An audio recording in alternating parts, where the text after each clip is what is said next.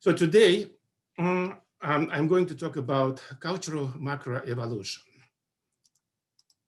So what is cultural macroevolution? Well, evolutionary scientists like to distinguish between microevolution and macroevolution. This is done in biological evolution, and it has become to be more common to do in cultural evolution.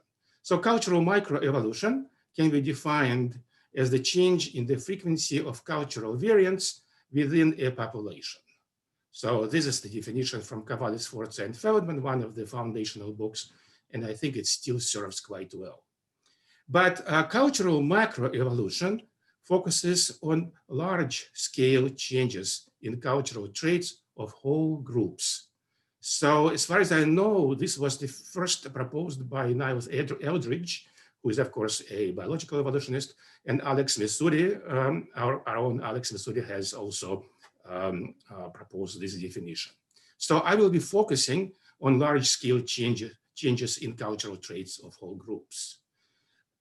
One word about the connection between micro and macro evolution. In biological evolution, group-level traits reduce directly to individual traits. So that seems to be pretty much the dogma today. But in cultural macroevolution, that's not quite right, because some group level traits do reduce directly to individual traits, but others are emergent properties of whole groups and are not reducible to individuals. So for an example, think about institutions. It doesn't make sense to say that I have an institution. Only the society to which I belong can have an institution. Of course, institutions require certain individual traits. So for example, it would be nice if I have internalized certain social norms that would support institutions, but nevertheless, such cultural characteristics as institutions are emergent properties. And governance is one kind of institution that I will be focusing quite a lot throughout this lecture. So let's think back about the evolutionary history of our species. We probably originated, roughly speaking, 200,000 years ago. And for more than 90% of our evolutionary history, we lived in small-scale societies of foragers who were, these societies were integrated by face-to-face interactions. And then Holocene happened. Roughly speaking, 10,000 years ago or so, our human societies have gone an amazing transformation. I call it the Great Holocene transformation. And this slide illustrates the scale of it. First of all, the social scale, the scale at which people have been constructing societies, and the scale at which people have been cooperating has expanded by 6 or 7 orders of magnitude. This is an amazing change. But also the governance institutions have changed. From farming villages where most people lived, well, most agricultural people, let's say, lived 10,000 years ago. First arose centralized societies and then later states. So this all happened extremely rapidly. And this is not just an observation, it's not just an empirical observation, it also is a puzzle. It's an evolutionary puzzle. So what were the evolutionary mechanisms that we can use to explain the Great Holocene transformation? Well, we can, again, because my background is in biology, I try to fit what we do in cultural evolution with more general evolutionary science. So Satmari and, let's see, I'm blanking out on, Maynard Smith and Satmari have proposed a very useful conceptual way of thinking about macroevolution. They call it major evolutionary transitions. So examples of major evolutionary transitions, which are quite well known to pretty much all biological scientists, are eukaryotic cell, multicellular organisms, eusocial insect colonies, and we can think of complex, large-scale complex human societies as another major evolutionary transition. I think that's a very useful conceptual approach to thinking about this major puzzle that I have introduced in the previous slide. And Maynard Smith and Satmari have, and others who have followed in their footsteps, they have proposed a general evolutionary mechanism. It's a very abstract, actually. It's so abstract that it fits both eukaryotic cell and also, I would argue, complex human societies. And these general processes involve, first of all, we are talking about the transition from, let's call them particles, to collectives. So the very first general process is that we need to accomplish a major evolutionary transition is that particles have to evolve cooperation.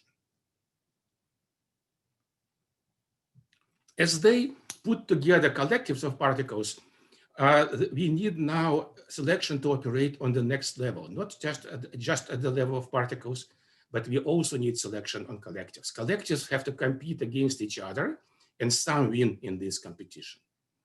And this selection at the collective level is the one that gradually suppresses particle selfishness and competition within collectives. So competition between collectives starts to suppress competition within collectives. This is a very important point. And that, in the end, leads to increased functional integration of collectives. And eventually, collectives become organisms, quote unquote. They are so well functionally integrated that we can think of them as organisms. And then they can become particles for the next, spiraling step in this grand scheme of things. So how does this help us to think about the evolution of our own species? Well, competition between collectives can occur both at the genetic level and at the cultural level.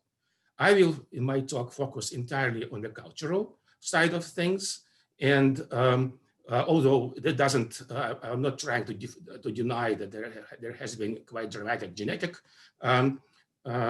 change, but, and here, of course, it is the most useful conceptual approach is the one by Pete Richardson and Rob Boyd with their dual inheritance theory. So much of the action in the last, couple 100,000 years for our species has been, first of all, genetic evolution, then cultural evolution, and very specifically gene-culture coevolution.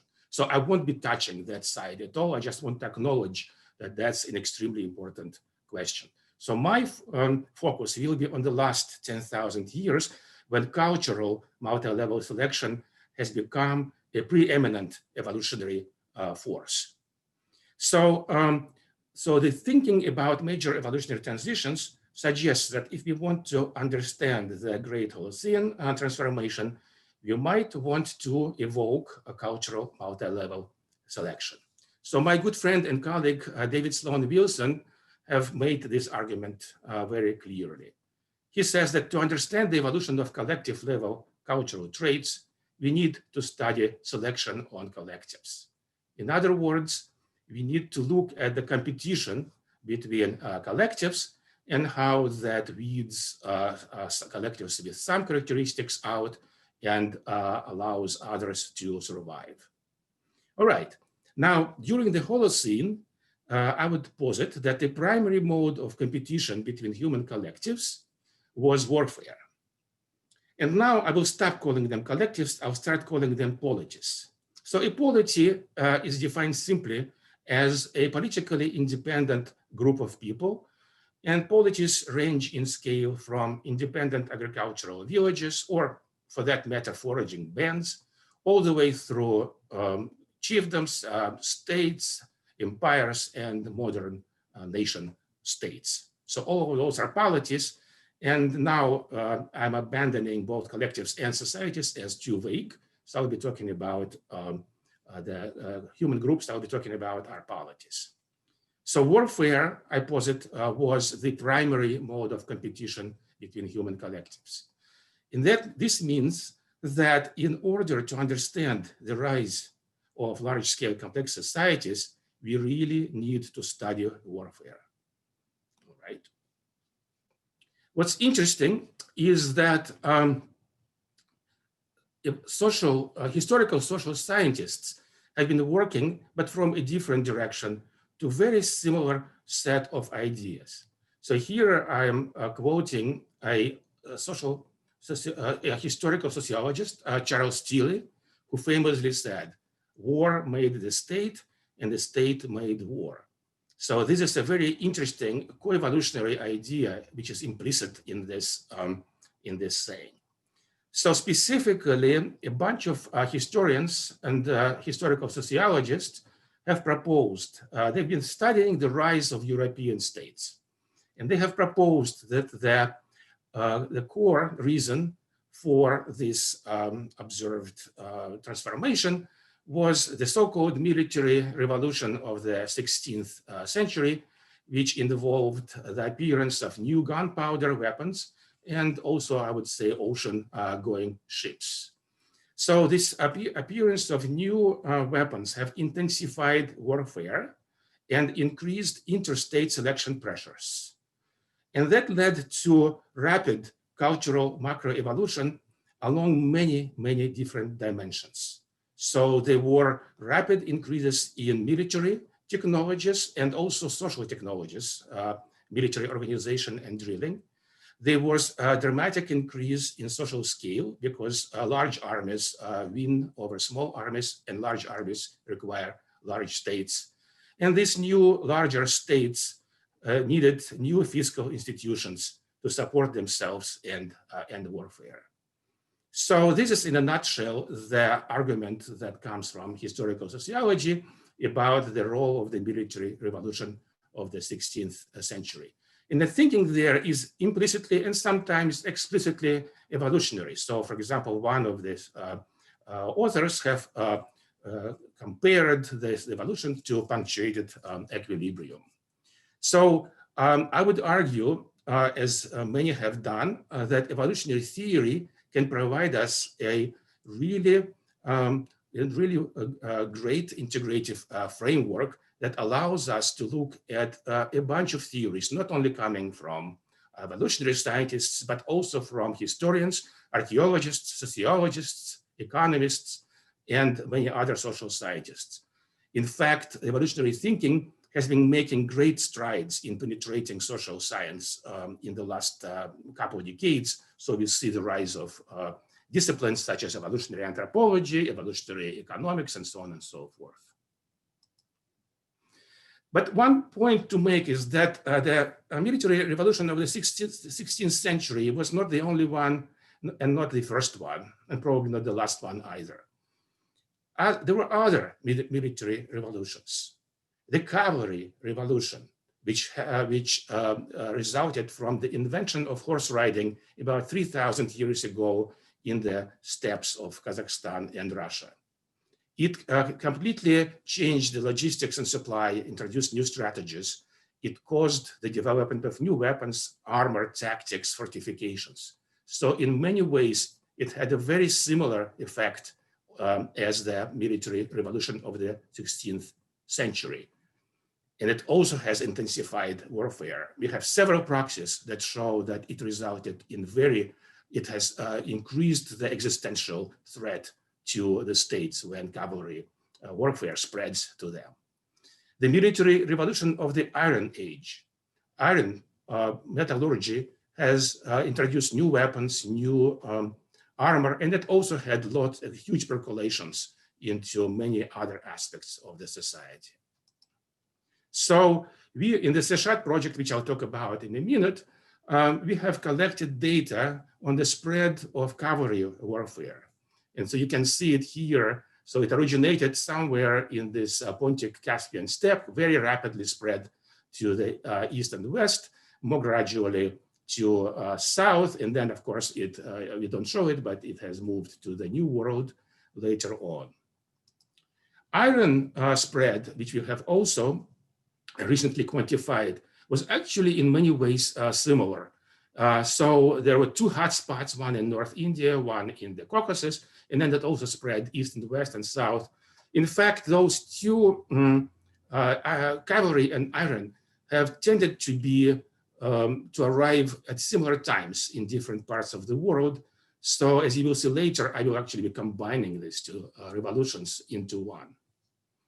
But the question that we can ask then, so what was the effect of this military revolution? Let's call it Iron Cavalry. So what was the effect of this military revolution on the evolution of the state and large-scale societies? Well, this is the question that we have addressed together with Sergei Gavrilets, Tom Curry, and Edward Turner in the PNAS paper, where we actually proposed a model that uses this observation, this military revolution, to not only to model how the large-scale societies arise, but also compare that to the data, test the model empirically. And by the way, I want to mention that since then, my colleague Jim Bennett has developed this approach in several ways. So this is actually it's not just one model, it's now becoming a modeling framework to address a variety of questions. Since this paper is published, let me just hit the highlights. So it is an explicitly model of cultural multi-level selection. The historical period that we cover is 1500 BCE to 1500 CE, so about 3,000 years of human history. Think about it as the ancient and medieval period. And notice we stop at 1500 CE. That's because at that point, a different military revolution has become salient. The spatial domain is Afro-Eurasia. We use the cellular automata type of model where we divide space into cells. And then we trace how regional communities start to fight wars, conquer each other or not, and go under, expand. And so the question that we are asking is how did the evolution from mid-range to large-scale societies, macrostates and empires occurred? The core of the model is quite simple. It starts with the spread of military technologies, and we focus specifically on the spread of cavalry warfare. That in turn leads to intensification of warfare and puts a huge selection pressure on the states competing with each other. That in turn leads to the evolution of outer social institutions. These are the characteristics, the macroevolutionary characteristics of polities that make them more successful in this intensified competition. And that in turn leads to rise of large-scale societies because larger societies have a greater chance of surviving in this military competition. And of course, they need outer social institutions in order to be able to function without collapsing.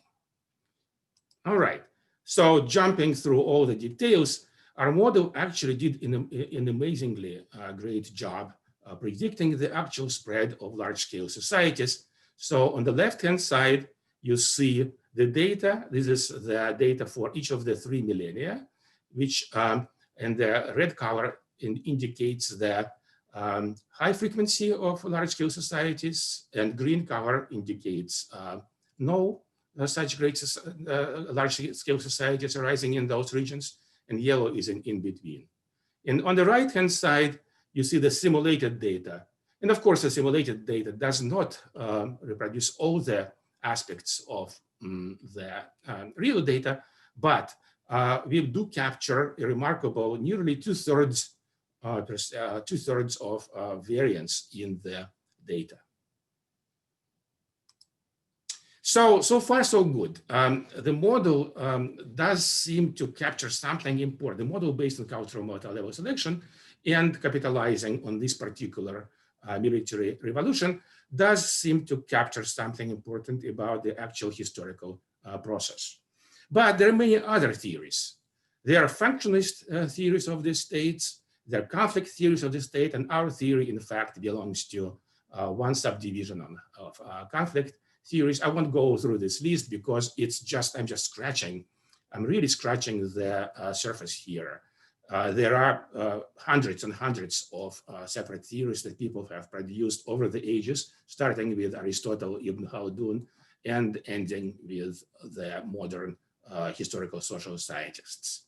The big question is that, yes, we have all those great theories. So now how do we go about slaying some of them off? That's the, that's the key part of science. In science, you don't just propose theories, that's a very important part of the job, but equally important, maybe even more important, is that we have to eliminate some theories in favor of others. So it's kind of an evolutionary process. And of course, the way we do it is by confronting theories with data. So how do we test these theories?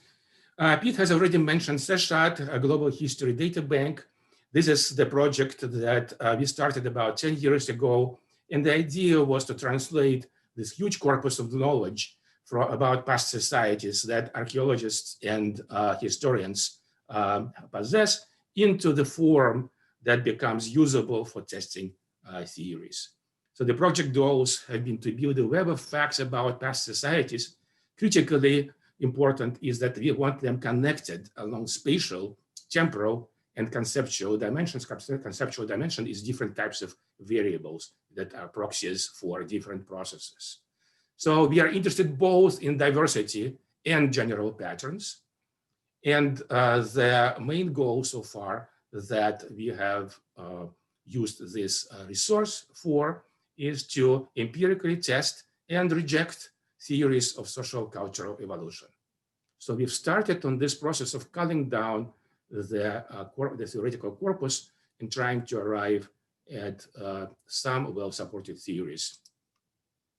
So we want, in the data set, we want both space geography represented, because we want to use this cross-cultural and comparative history approach.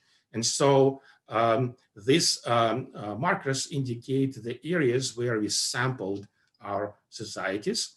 And as you can see, we started with 10 markers, and now we have added 5 more. In fact, we're adding more, and eventually we hope to expand to cover the whole space. So this is very important, that we are not trying to get just one particular region.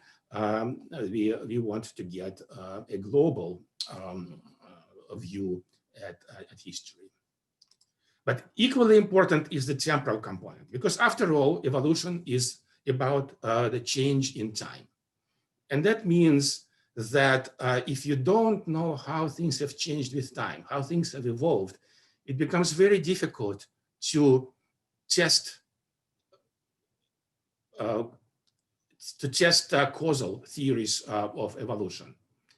Causality also we can resolve causality better when we have temporal component, because generally speaking, causes tend to precede effects. So capitalizing on this time difference allows us to closer approach the mechanisms. Of course, time is not the solution for all kind of problems. There are many difficulties to overcome in this process, but by not using the temporal dimension, we really handicap our ability to test theories. So what we do, we go to each of these points on the map. So this one is in the Upper Egypt.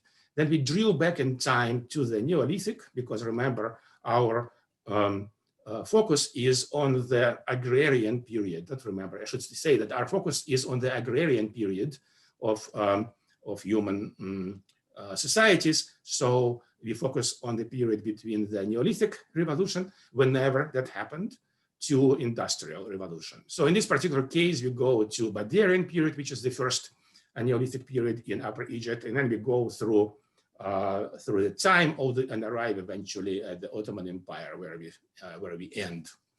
And each of these segments is a particular polity, like this new kingdom during the Thutmose period was a polity organized as an empire, actually multi-ethnic empire. Some of the polities, as you go back, like Badarian, there were small-scale polities. Nakada period is when we see the first centralized societies arise, and so on and so forth. So the actual unit for which we collect data is each of these polities, right? And this graph shows the distribution of times that we have. Obviously, as we go back in time, first of all, Neolithic revolution happened at different times in different regions. And secondly, of course, we have less data to trace the really deep evolution in time. Okay, so then what we do for each of these polities, we collect a variety of data. And currently we have around 500 reasonably well-reserved variables. And the code book actually contains 1,500 such variables ready for data collection. So since my focus is on the rise of the state, I will use one particular definition I like, and also what archaeologists prefer. They define state as societies that have internally specialized governance. In other words, bureaucracies. So how do we quantify this stateness? Obviously, it was not just, you cannot really say it is a state or not a state. There were all kinds of transitionary phases in between. And so we do that by breaking the stateness into a variety. Here, there are 11 binary variables that we code separately first, and then we combine them for the analysis. So these binary variables are either full-time professionals, in administration and in the military, in religion, other specialized government buildings. What are the bureaucracy characteristics, like, for example, the examination system illustrated here? Is there a formal legal code, like the Corpus Juris Civilis Romani? Are there specialized buildings for legal system, courts, professional judges, and so on and so forth? So governance then becomes the sum of binary variables scaled and then we scale it from 0 to 1 by adding them all together and dividing by the maximum, so that we have a scale going from 0 to 1. And because I don't have a lot of time, I won't talk about other variables, but let me remind you that we have several hundred of them, and I will be using them in the analysis in a minute. So here's what the data looks like when you plot it. Notice I'm only plotting 10 world regions here, because otherwise it would be just quite a spaghetti mess. So we see here that starting around 5000 BC, we don't see much governance. And then some regions are precocious, others are not. The important point that I'm trying to make with this graph is that governance, sophisticated governance, has arisen in different regions at different times, right? Secondly, it has its rate of evolution has been different. Sometimes, like in this Sociana region, we see a gradual increase. In other cases, we see quite rapid increase. There is also collapses of governance. So what we see here, we see a very rich data set, a rich spatial temporal data set that gives us a lot of variation to capitalize upon. And that's very important, because in order to statistically test theories, we need as variable data set as possible, right? So this bodes well already for the success of the enterprise. Well, secondly, you look at that graph before and you see a lot of spaghetti, but actually there are all kinds of, so there is a lot of diversity, but there are also some general patterns. So here what I do, I plot this governance specialization. Remember, it's on the scale from 0 to 1 against the log transformed polity population. And we see actually that there is, of course, still quite a lot of variation around this, but now suddenly a general pattern starts to snap into focus. Notice that there are two blobs. So this red color indicates the density of points. So their tendency is for societies to be either in the left lower quadrant or in the right upper quadrant. And this transition is nonlinear. And we cross this 0.5 boundary at, roughly speaking, 5.3 on this scale. This corresponds to polities with 200,000 subjects. So what this graph suggests that in order to progress in social scale beyond a couple hundred thousand, and certainly beyond 6, which is a million or more of subjects, citizens, the states, the polities have to become states. They have to acquire specialized governance. But we also can ask, so what was this governance used for? Because that actually helps us think about this sort of functionalist approach, helps us to start thinking about the different theories that various researchers have proposed for the evolution of the states. So here in this table, I show a variety of functions. Well, it turns out that, and this probably comes as no surprise to historians or archaeologists, that the most important thing that pre-industrial polities have done was either fighting wars or preparing for them, gathering resources for them, building fortifications, and so on and so forth. So over 90% of polities in our Seshat sample, here is the N is the number of polities for which we have data. I excluded unknowns in this tabulation. So over 90% actually made war, as Charles Steele famously mentioned. And then we go back. So there's quite some of the prosocial functions, like providing food storage or water supply, is actually quite frequent also. Infrastructure is also quite frequent. And then the informational connections, the couriers, postal stations, and so on. And of course, as the sophistication of the services increases, the proportion of polities that perform it declines.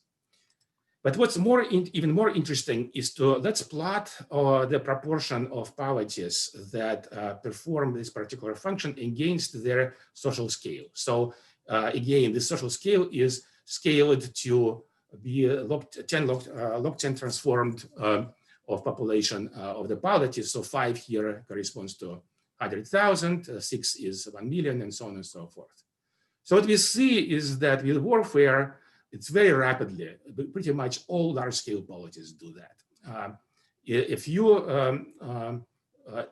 keep in mind that there are few polities in this range here, so there is quite a lot of variance here. But once you get beyond, roughly speaking, 10,000 or 100,000, pretty much all the polities have to either defend themselves or they prey upon other societies. So with other things, so they come more gradually. So here are the food storage and the water supply. The infrastructure tends to come pretty much together with canals, trailing roads and bridges. But again, once you get to this, to statehood, most of them start providing these things. And of course, here is the postal stations and postal services. So this is a very useful look telling us how the variety of functions performed by the states has changed as they have become larger. And one thing is that one conclusion that we can reach from this one is that the pre-modern states have provided lots of services, but the one which was nearly ubiquitous was warfare. All right, but that's so far we've been talking about correlation, all right? And now it's time to use the time-resolved nature of Seshat to test theories about causality.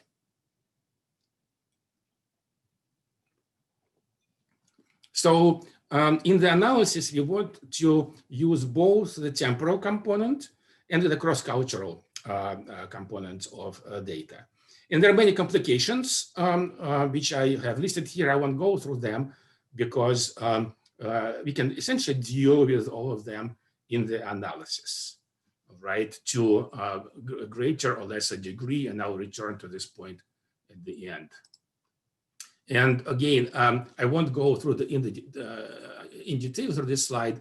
Just basically, it's a dynamic regression model in which we regress the response variable, here y, in location I at time t, on its autoregressive terms. So this is the value of the same variable here in the same locality, but at time 1 century, 2 centuries before.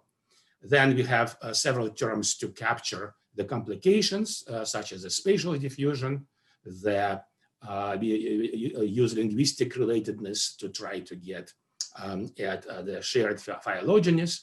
And then here come the predictor variables, which I will be focusing on. And of course, there is the error term.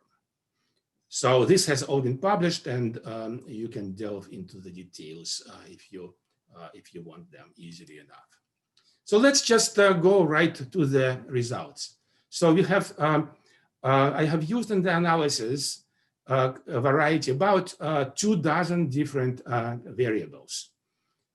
And it turns out that the variables that are selected as in the best model are depicted in this table.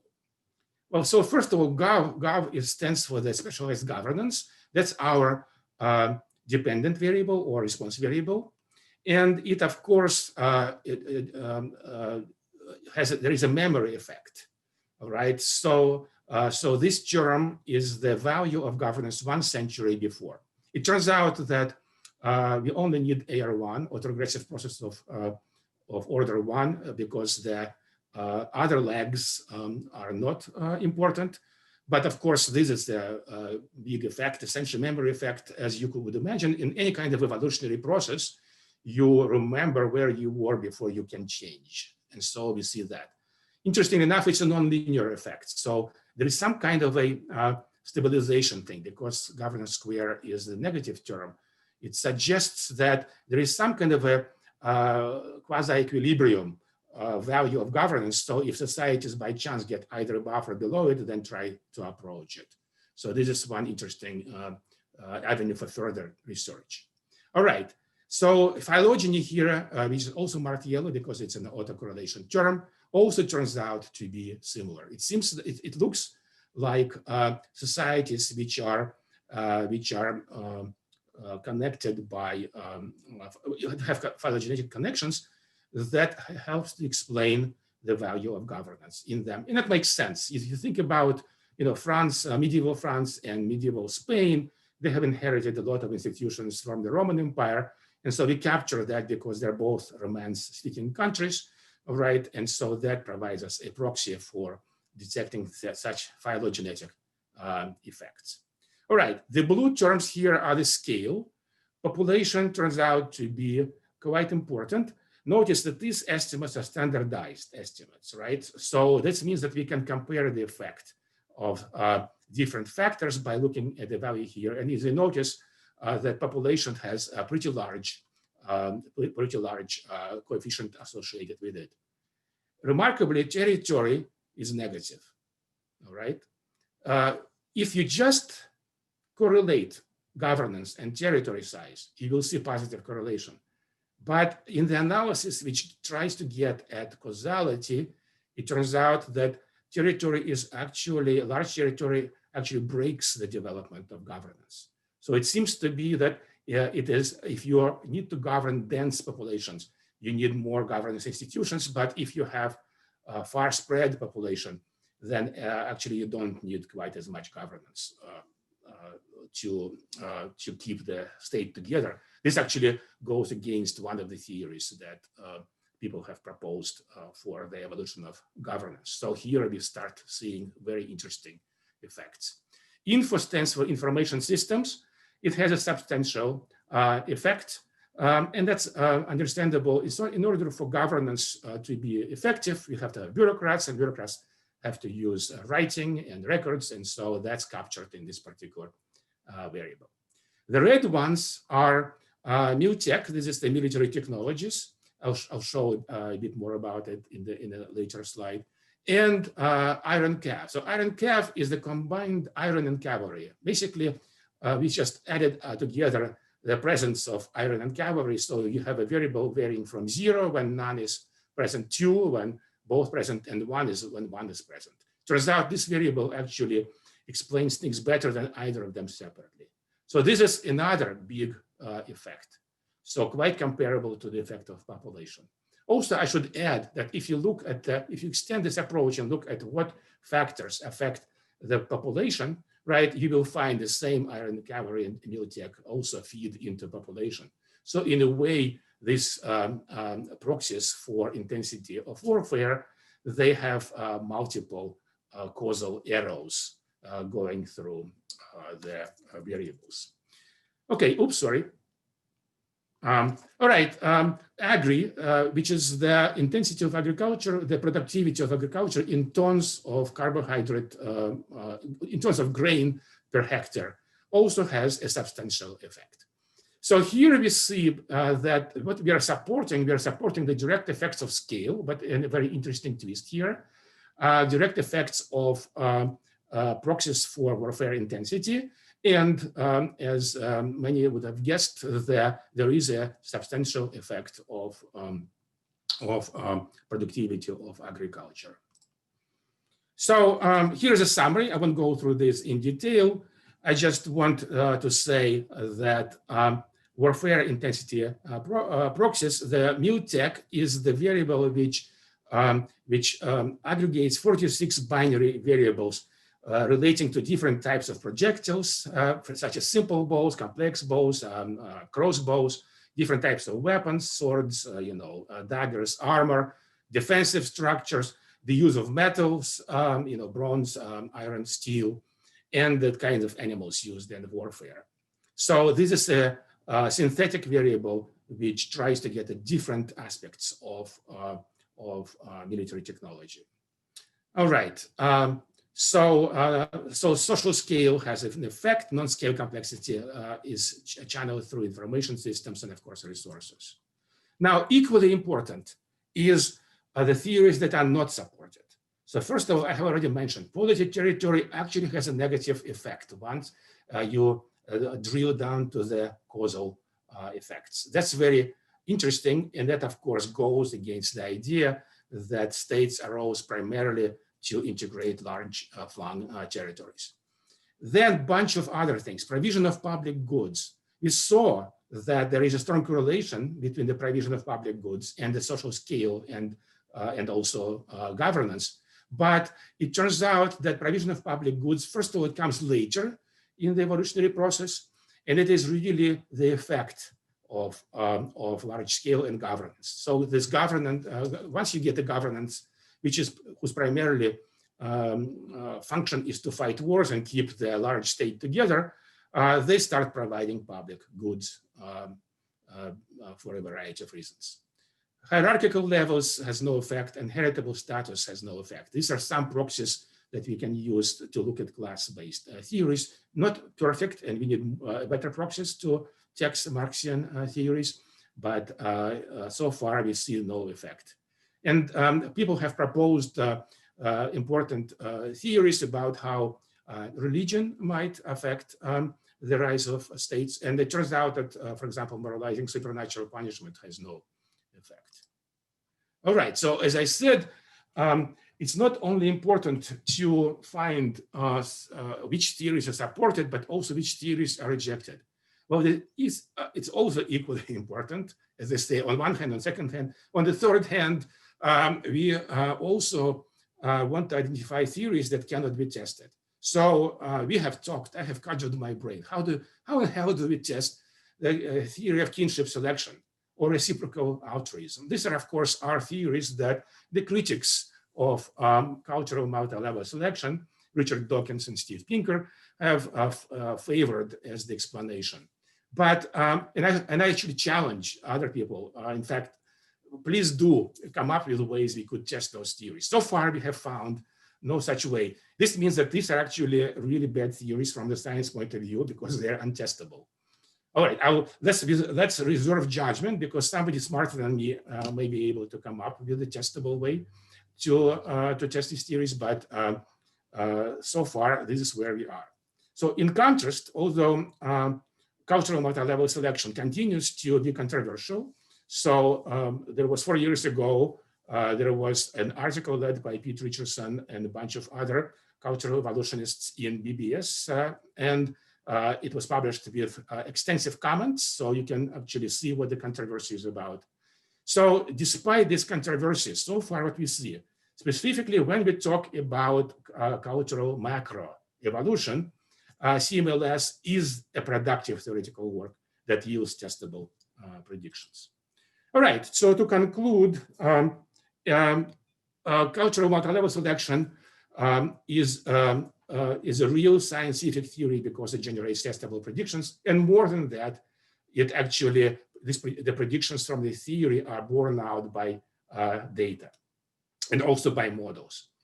But one thing that the Seshat project has shown us is that historical data are quite good for us to test cultural evolutionary theories and reject some theories in favor of others. And here, let me just say that time-resolved component is the key thing, because without it, we would not be able to approach causality as well as we do now. And of course, the global sample is very important. So in a way, what we are doing is sort of like the paleontology of cultural evolution. We cannot use the experimental method, but we can use the historical analysis. Many challenges remain. I won't go through them, but there is all kinds of things that we are still in the very early phase of this endeavor. And in the end, I want to thank, this data has been a result of collective efforts. We don't only study cooperation, we practice it. And I want to acknowledge the members of the Seshat team. And of course, I want to acknowledge the various agencies and individuals who have funded us. Thank you very much. Should I stop sharing or?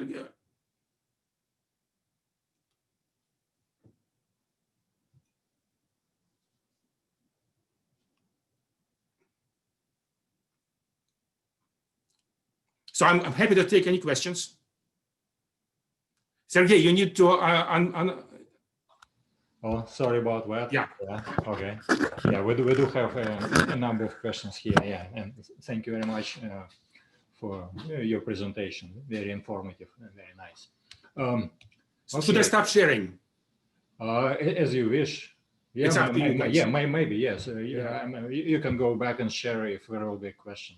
You can go back. Yeah, please do stop. Yeah. Okay. So we can see you better. Yeah. Okay, the first one. Thank you, Peter, for your presentation.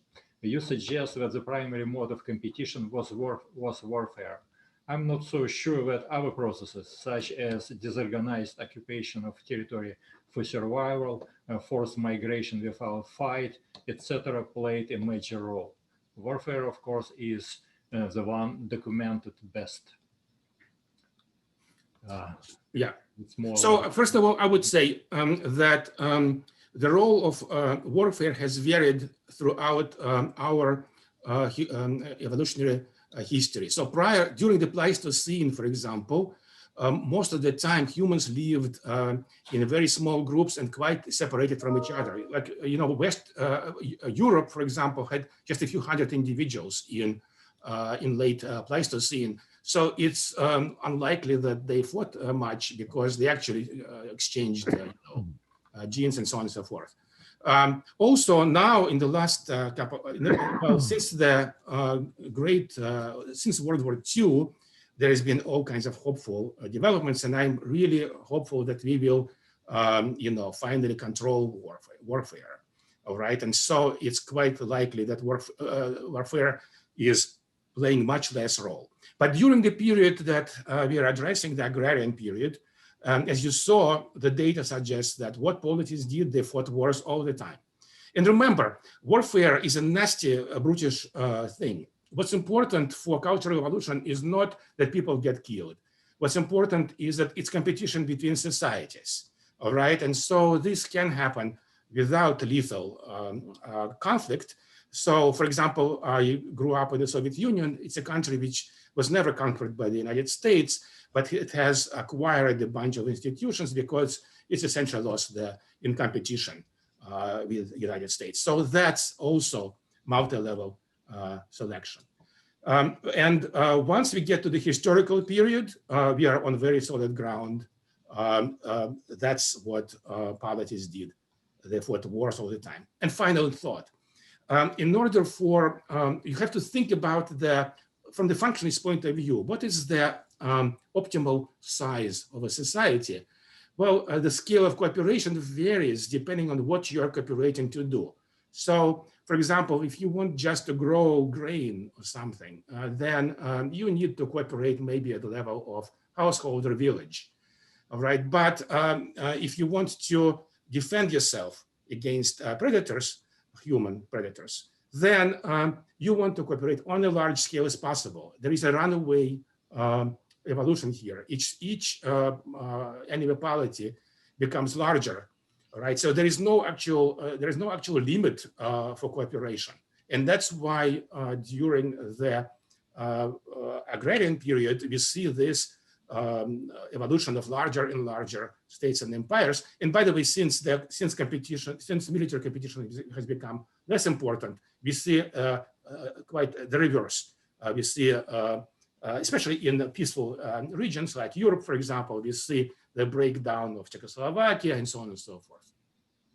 Okay, thanks. And you were mostly talking about the last 10,000 years or so. And I think the next question is about earlier time.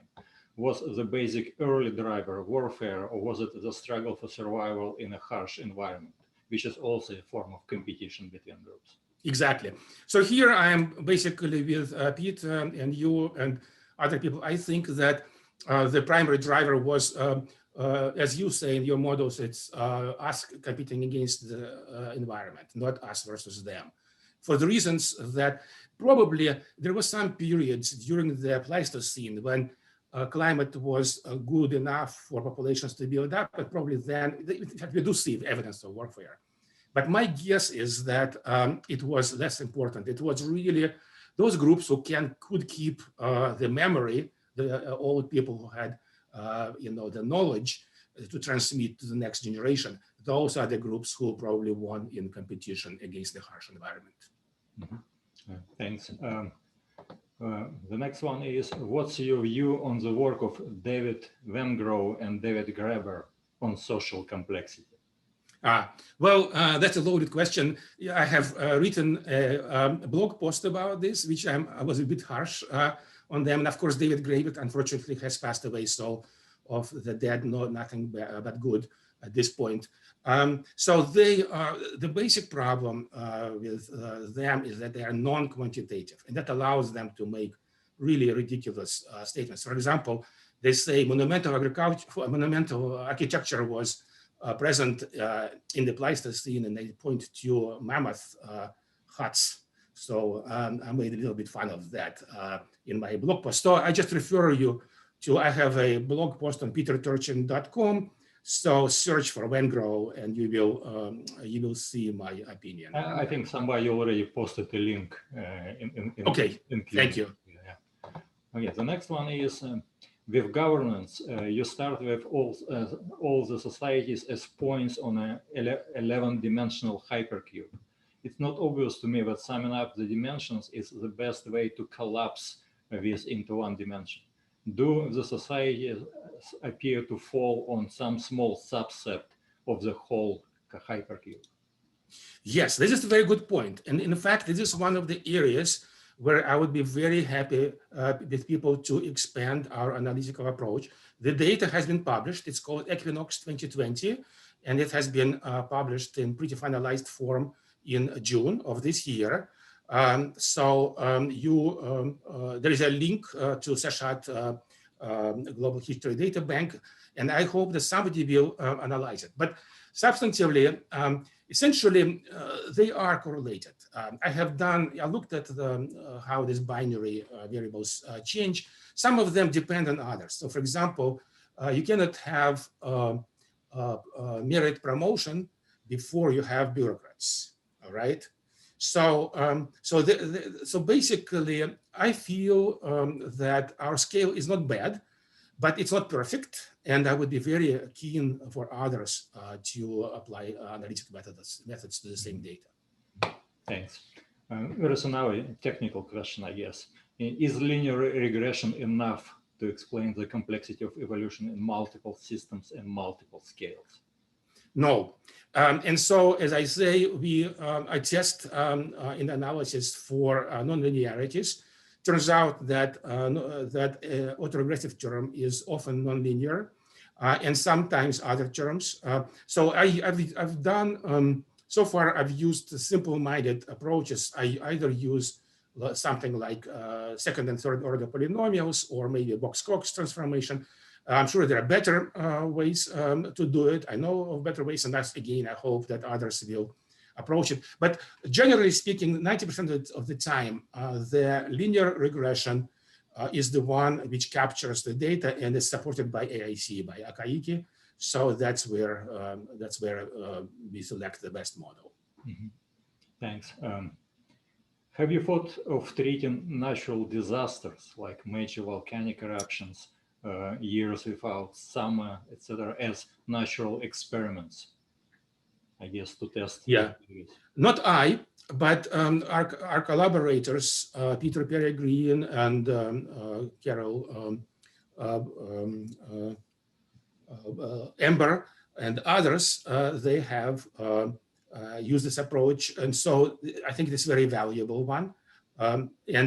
Basically, you could use such events. So Joe Manning, for example, who is an Egyptologist at Yale, and his colleagues, they looked at the effects of major volcanic eruptions because they have global effect.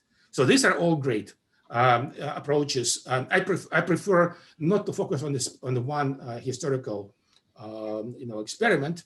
I prefer to try to do as many of different types as possible. But this is a very valuable approach. Yeah. Mm-hmm. Yeah. The next one is interesting. It seems like the dynamics of cultural macroevolution are much different today compared to the period you've gathered data on. Are you interested in prediction? And so if you could elaborate a bit on the applicability of your conclusions to the modern world. And before you start, let me just tell people, if I don't know, but Peter actually is the one who predicted social unrest in this country in this particular year, 12 years ago. Yeah, published 10 years ago. Yeah, 10 years. Well, yeah, so things have been changing very dramatically. And so that's why we stop at 1800 or so, because we have plenty of work to do for pre-industrial period. But of course, as a cultural evolutionist, it has not stopped. In fact, it has only runs faster. And the different selection pressures are. One of the important selection pressures is on cultural traits that increase social resilience, the capacity of societies, of polities to withstand internal and external shocks. So we have a big proposal, we call it Crisis DB, where we are actually trying to quantify social resilience and factors that either contribute to it or, on the contrary, make societies more fragile. And it's part of that project is the prediction I made 10 years ago for the United States. We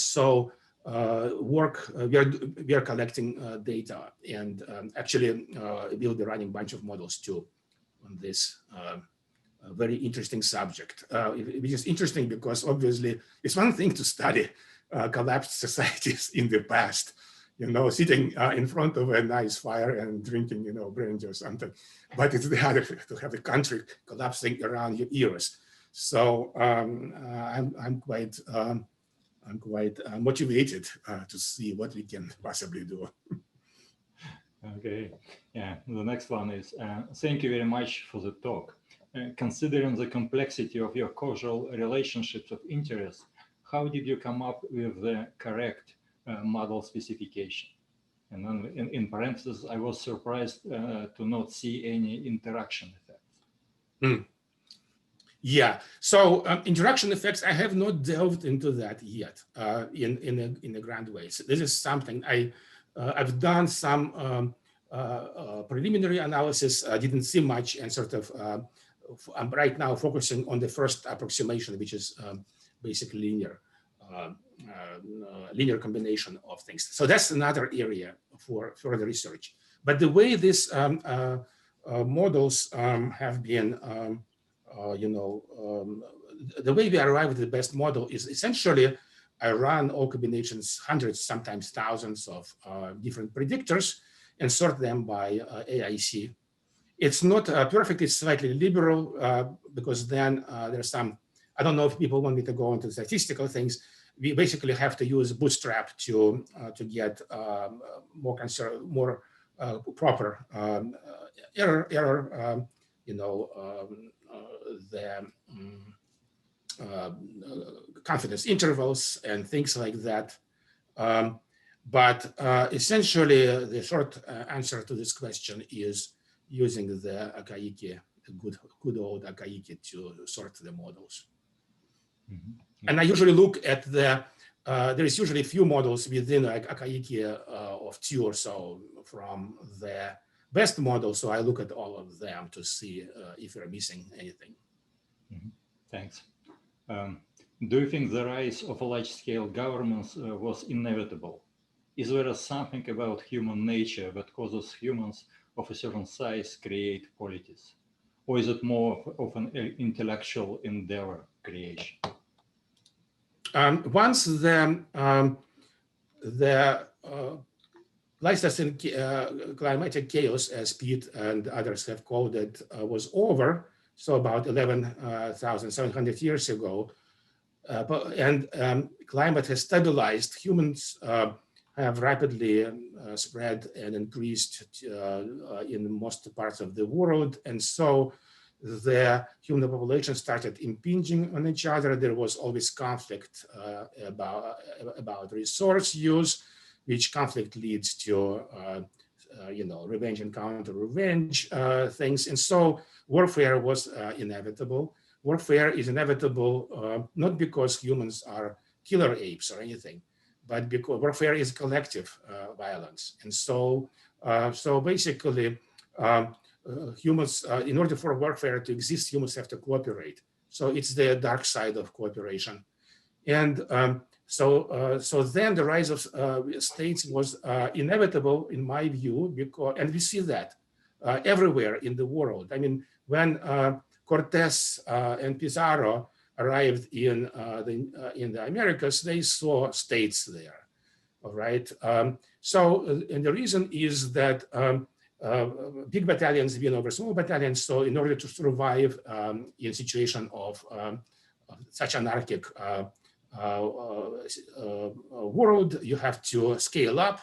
If you want to scale up, you have to have governance, because once you get beyond a couple 100,000 people, you cannot rely on face-to-face interactions, even before that.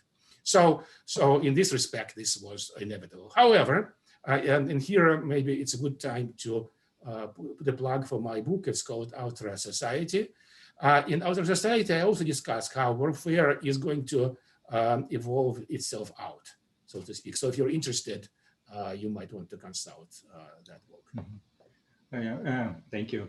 There is a question that generated a lot of discussion here online, but it would be interesting to know your thinking about this. Can evolutionary transitions happen in both ways? And what happens if we go backwards, not forward?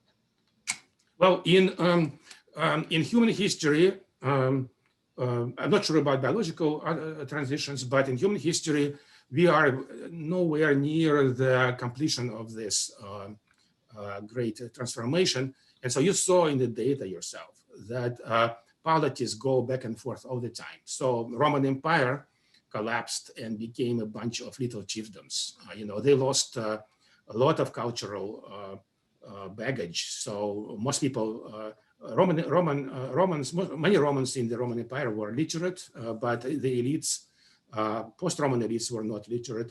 So there was a lot of cultural devolution, and this happens many, many times across the world.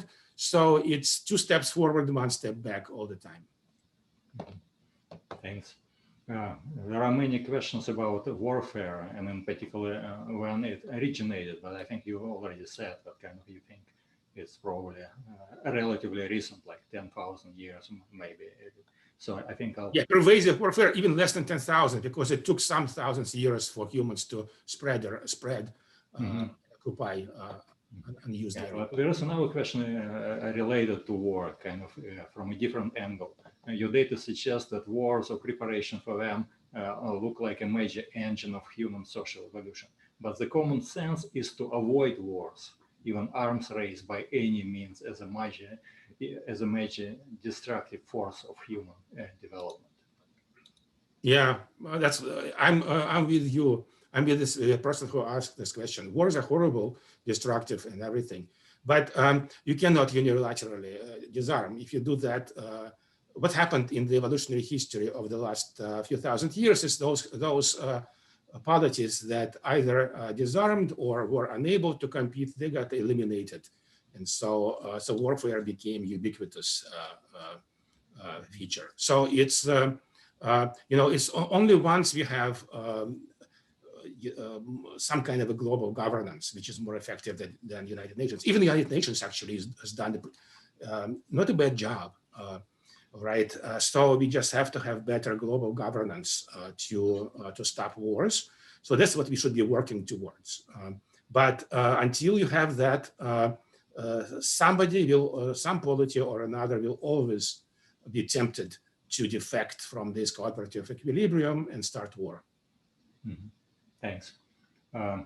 Do your results on the spread of large-scale societies replicate in the Americas? Yes.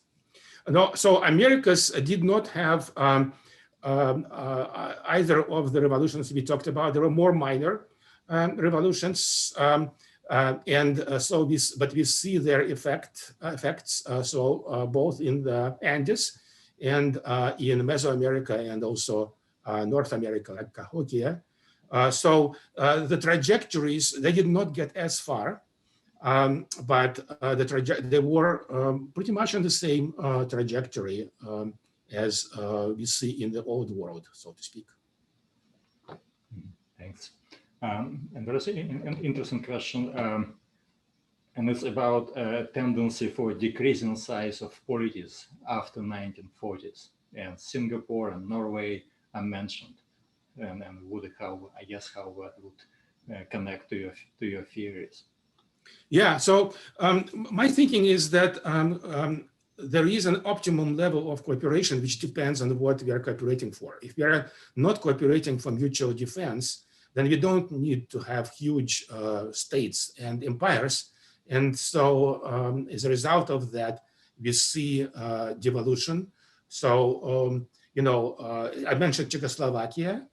Already, Soviet Union, of course, has collapsed, and Yugoslavia has collapsed, and some countries like Belgium is essentially a collapsed state.